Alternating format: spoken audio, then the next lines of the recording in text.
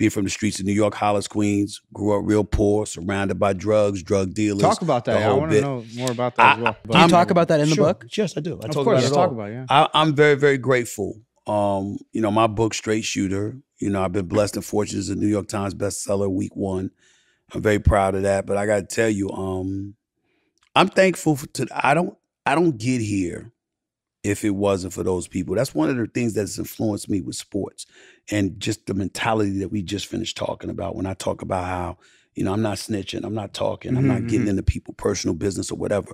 I grew up with that code.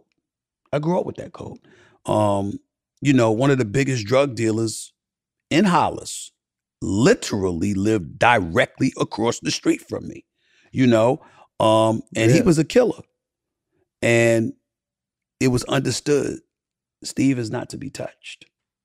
You got dealers in Hollis, Steve is not to be touched. They understood that there was potential in me, and they literally threatened they were going to whip my ass if they ever saw me on the corner involved in the drug game in any way. They said we didn't have a choice. How did they know? How did they know that about you?